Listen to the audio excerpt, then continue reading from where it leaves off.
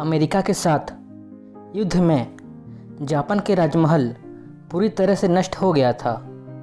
नष्ट हुए महल के पुनर्निर्माण के लिए इंपीरियल हाउसहोल्ड नामक एक कंपनी ने चाहा। राज परिवार की रक्षा के लिए लोहे और कंक्रीट का एक मजबूत महल बनाने की नक्शा बनाई गई। इस अत्याधुनिक इमारत का डिजाइन इस तरह से किया गया था कि इसे दुश्मन की शक्तिशाली मिसाइल से जरा भी नुकसान नहीं होता। हालांकि इसे बनाने के लिए पर्याप्त धन की आवश्यकता थी। इंपीरियल हाउसहोल्ड कंपनी ने एक नक्शा तैयार किया और सम्राट हिरोहितो को समझाने के लिए संपर्क किया। राजा ने योजना देखने के बाद लागत के बारे में पूछा।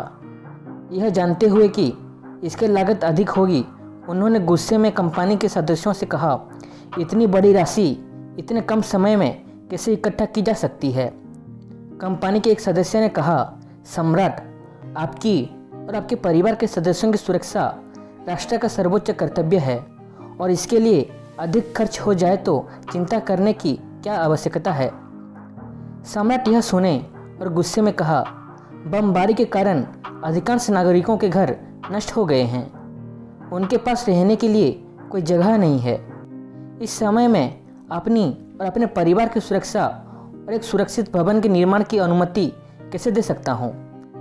सम्राट और उसके परिवार के सदस्यों को सुरक्षा की आवश्यकता नहीं है। अनगिनत लोगों के हित सर्वोपरि है।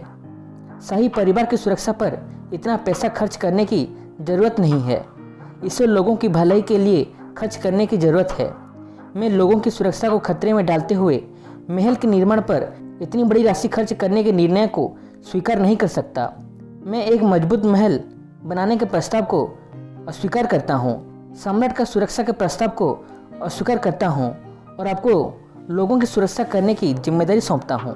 सम्राट के इस फैसले को सुनकर कंपनी के सदस्य हैरान रह गए।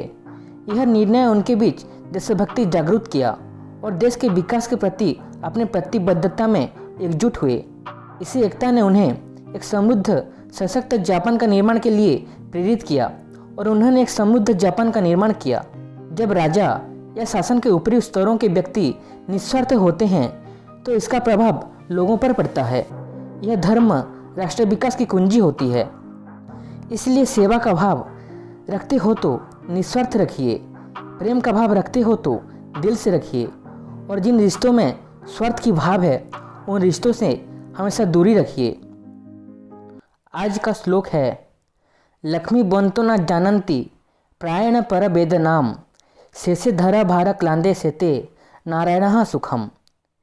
इसका मतलब यह है कि पृथ्वी के भार से थके शेष नाग के ऊपर नारायण सुख की निद्रा सोते हैं। इसी तरह से धनी व्यक्ति को अक्सर दूसरों के दुख का समझ नहीं होता।